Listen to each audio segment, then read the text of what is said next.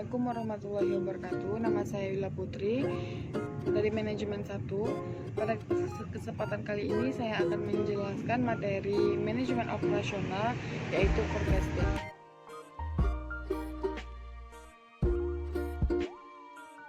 Yang pertama yaitu adalah pengertian forecasting. Forecasting atau perkiraan adalah kegiatan yang bertujuan untuk meramalkan atau memprediksi segala hal yang terkait dengan produksi, penawaran, permintaan, dan penggunaan teknologi dalam sebuah industri atau usaha. Perkiraan ini pada akhirnya akan digunakan oleh perusahaan maupun pihak manajemen operasional untuk membuat perencanaan terkait kegiatan usaha dalam beberapa periode waktu tertentu. Ramalan permintaan adalah ramalan permintaan akan produk, jasa di masa yang akan datang. Beberapa faktor yang mempengaruhi ramalan permintaan yang pertama yaitu kondisi perekonomian, pendapatan masyarakat, harga barang perusahaan saingan, harga barang, substitusi, jumlah penduduk, selera konsumen, dan lainnya. Lalu selanjutnya yaitu tujuan dan fungsi perkiraan. Fungsi perkiraan atau forecasting terlihat pada saat pengambilan keputusan. Keputusan yang baik adalah keputusan yang didasarkan atas pertimbangan apa yang akan terjadi pada waktu keputusan itu dilaksanakan. Menurut Ginting tahun 2007, menurut Heiser dan Lander 2009, perkiraan atau forecasting memiliki tujuan sebagai berikut: mengkaji kebijakan perusahaan yang berlaku saat ini di masa lalu serta melihat sejauh mana pengaruh di masa depan. Perkiraan diperlukan karena adanya time lag atau delay antara saat suatu kebijakan perusahaan ditetapkan dengan implementasi. Perkiraan merupakan dasar penyusunan bisnis pada suatu perusahaan sehingga dapat meningkatkan efektivitas suatu rencana bisnis.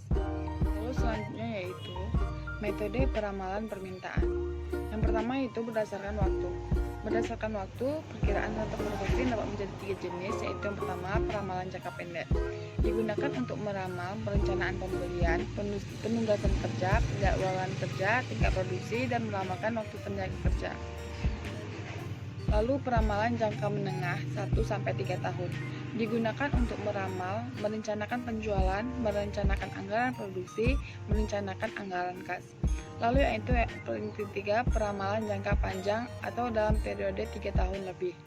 Digunakan untuk merencanakan produk baru, pembelanjaan, modal, lokasi dan pengembangan, fasilitas, penelitian dan pengembangan lead bank atau lead bank. Lalu selanjutnya yaitu adalah peramalan penting. Peramalan penting didasarkan oleh sumber daya manusia, bahan baku, kapasitas, dan manajemen antar pasar. Lalu yang ketiga yaitu pendekatan atau metode peramalan. Metode peramalan ini terdiri dari 2, yaitu metode kualitatif dan metode kuantitatif. Yang pertama saya akan menjelaskan metode kualitatif, yang terdiri dari opini dari juri eksekutif, yaitu pendapatan sekumpulan kecil manajer atau pakar digabungkan dengan modal statistik untuk mendapatkan prediksi permintaan di masa yang akan datang. Lalu metode DLP, pengambilan keputusan karyawan dan responden bekerja bersama untuk menentukan jumlah ramalan permintaan yang di masa akan datang. Lalu komposit tenaga penjual, yaitu gabungan tenaga penjual menetapkan prediksi permintaan di masa yang akan datang. Lalu survei pasar konsumen, yaitu meminta input dari konsumen untuk menentukan rencana pembelian di masa yang akan datang. Lalu selanjutnya yaitu metode kuantitatif. Dalam metode kuantitatif ini terdapat beberapa metode untuk menyelesaikannya.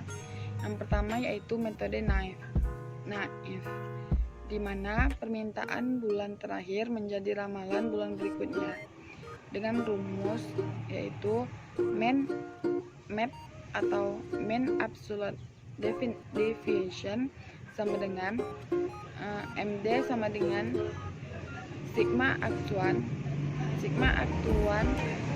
dikurang peramalan dibagi periode waktu. Lalu metode rata-rata bergerak. Ramalan didasarkan atas rata-rata bergerak 3 bulan, di mana rumusnya itu rata bergerak sama dengan sigma permintaan dalam periode N sebelumnya dibagi dengan N. Lalu exponential smoothing. Ramalan tidak berdasarkan rata-rata bergerak dengan pembobotan eksponensial dengan rumus Ft sama dengan Ft kurang 1 ditambah alfa dikali AT1 dikurang FT1. Atau kita bisa membacanya dengan peramalan baru sama dengan peramalan periode terakhir ditambah alfa dikali permintaan sebenarnya periode terakhir dikurang peramalan periode terakhir.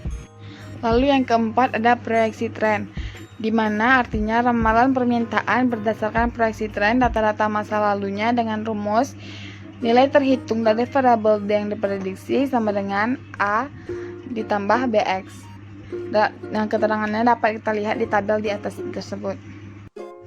Lalu yang terakhir yaitu metode regresi berganda, di mana rumusnya Y topi sama dengan A tambah B1 tambah B2 atau A ditambah koefisien regresi nilai M.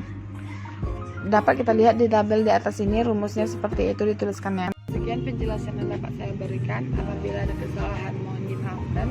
Assalamualaikum warahmatullahi wabarakatuh.